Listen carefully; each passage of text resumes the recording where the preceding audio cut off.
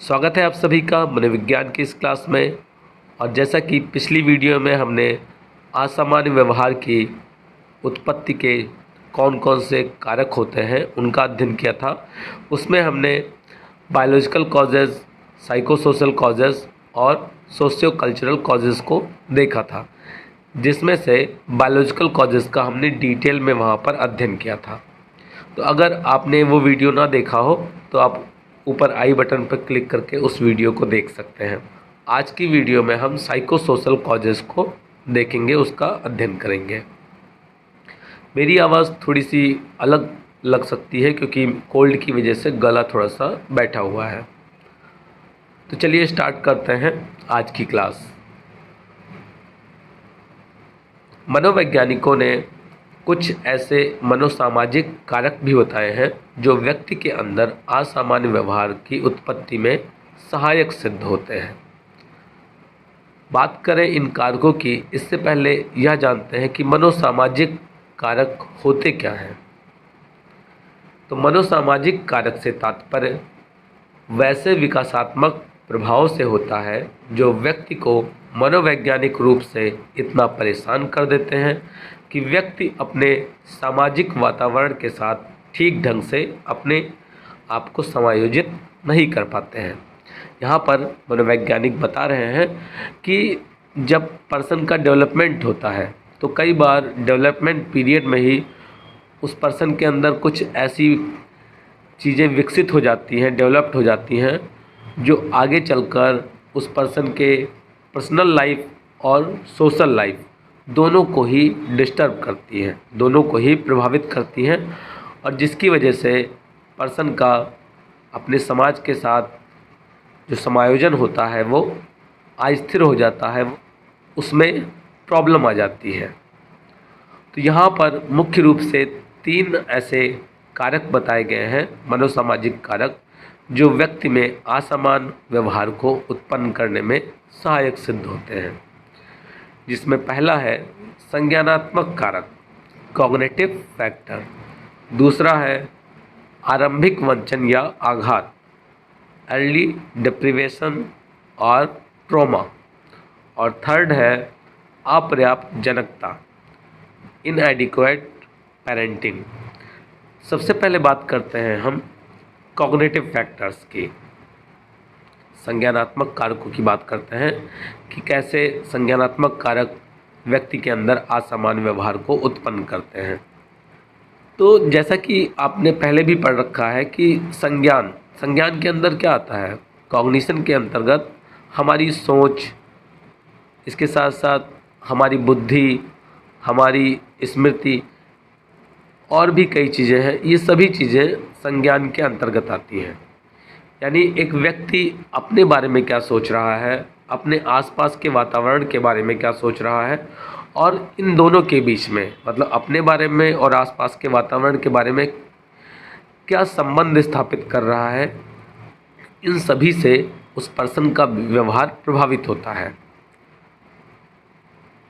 और ये जो सोच है अपने बारे में, अपने आसपास के बारे में, और अपने आसपास के जो वातावरण है, जो संबंध है, उसके बारे में वो क्या सोचता है, ये सभी चीज़ें आपस में मिलकर कॉग्निटिव मैप का निर्माण करती हैं, या जिसे हम स्कीमा भी कहते हैं। तो कई बार होता क्या है कि जो पर्सन का सोच होता है अपने बारे में, वो डिस्टर्ब हो जाती है। जैसे वो या तो अपने बारे में बहुत ही ज़्यादा अपर लेवल का सोचने लगता है कि मैं तो सबसे बड़ा हूँ, मुझसे बड़ा कोई है ही नहीं, मुझे तो सब कुछ आता है, मेरे सामने सब लोग बेकार हैं, सब नासमझ हैं, मुझसे ज़्यादा समझदार कोई नहीं है। और कई बार इसका निगेटिव होता है कि वो अपने आप को बहुत ही ज़्यादा निम्न स्तर का समझने लगता है। इसी तरीके से कई बार वो सोसाइटी के प्रति भी उसकी ऐसी सोच डेवलप हो जाती है कि उसको लगता है कि समाज में जितने भी लोग हैं वो मुझे मारने की कोशिश कर रहे हैं, मेरे खिलाफ साजिश कर रहे हैं, मुझे मारना चाहते हैं, मुझसे जेलसी फील करते हैं, मतलब मुझसे ईर्ष्या रखते हैं, नफ़रत करते हैं मुझसे। ये सारी चीज़ें उस पर्सन के अंदर डेवलप हो जा रही हैं। कैसे? उसकी थिंकिंग में आकर वो बार बार इन्हीं चीज़ों को सोचता है, जिसकी वजह से ये थिंकिंग उसके अंदर और ज़्यादा स्ट्रांग हो जाती है और ये उसके विश्वास में बदल जाती है, मतलब वो विश्वास करने लगता है। और फिर इसकी वजह से क्या होता है कि उसका जो बिहेवियर होता है वो डिस्टर्ब होने लगता है, मतलब वो सोसाइटी के साथ कैसा बिहेवियर कर रहा है, अपने आसपास समाज में जो लोग रह रहे हैं उनके साथ उसका बिहेवियर डिस्टर्ब हो जाता है। वो खुद का अपना पर्सनल लाइफ भी डिस्टर्ब कर लेता है, अपने जो डेली वर्क्स होते हैं उनको सही से नहीं कर पाता है, और ऐसे ही बहुत सी प्रॉब्लम्स आ जाती हैं। और इन प्रॉब्लम्स की वजह से जो उसका बिहेवियर होता है वो एक सामान्य व्यक्ति से अलग दिखाई देने लगता है, और जिसे फिर हमें एबनॉर्मल बिहेवियर की कैटेगरी में रखना पड़ता है। दूसरा है यहाँ पर आरंभिक वंचन या आघात, अर्ली डिप्रिवेशन और ट्रॉमा। तो बच्चा जब छोटा होता है यानी बाल्यावस्था में या पूर्व बाल्यावस्था में, तो उस टाइम पे अगर उसके साथ कोई ऐसी घटना घट जाती है, कोई ऐसा उसके साथ हादसा हो जाता है, तो उस हादसे या उस घटना का उसके माइंड पर बहुत ही बुरा असर पड़ता है, और जो उससे एक फीलिंग डेवलप होती है, जो उसको एक्सपीरियंस होता है उस सिचुएशन का, वो फिर लंबे समय तक उसके साथ बना रहता है। जैसे अगर आपने एक मूवी देखी होगी भाग मिल्खा भाग, जो कि मिल्खा सिंह जी के ऊपर थी, तो उसमें दिखाया गया कि जब वो दौड़ते हैं, जब वो रेस लगाते हैं, तो कई बार क्या होता है कि रेस लगाते टाइम उनको बचपन की यादें वापस आने लगती हैं।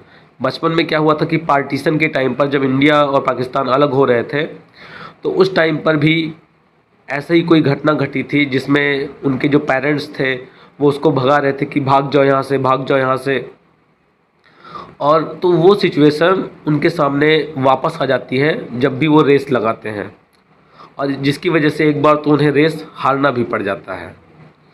तो ऐसे ही अगर बच्चे के आरंभिक अवस्था में कोई ऐसी घटना घट जाती है, तो फिर उसका जो आगे का लाइफ होता है वो काफ़ी डिस्टर्ब हो जाता है, या डिस्टर्ब होने के चांसेस बन जाते हैं, और जिसकी वजह से उनके अंदर एबनॉर्मल बिहेवियर्स उत्पन्न हो सकते हैं। लास्ट है हमारा अपर्याप्तजनकता या इनएडिक्वेट पेरेंटिंग। यहाँ पर बताया जा रहा है कि जब जो पेरेंट्स होते हैं, अगर पेरेंट्स का अपने बच्चे के साथ इंटरेक्शन अच्छा नहीं होता है, मतलब पेरेंट्स अपने बच्चे को ज़्यादा टाइम नहीं देते हैं, उससे घुलते मिलते नहीं हैं, उससे बातचीत नहीं करते हैं, तो क्या होता है कि इससे बच्चे के डेवलपमेंट पर बहुत ही बुरा असर पड़ता है, जिसकी वजह से फिर कई बार बच्चा एंटी सोशल हो जाता है, या कई बार वो फिर इन्फीरियरिटी का शिकार हो जाता है, उसके अंदर हीन भावना आ जाती है, और ये सभी चीज़ें उस बच्चे को असामान्य व्यवहार उत्पन्न करने की ओर लेकर चली जाती हैं, मतलब वह बच्चा असामान्य व्यवहार करने लगता है। तो यहाँ पर हमने बात किया एबनॉर्मल बिहेवियर्स के साइकोसोशल कॉजेज़ के बारे में। नेक्स्ट वीडियो में हम बात करेंगे सोशियो कल्चरल कॉजेज़ के बारे में। तब तक के लिए धन्यवाद।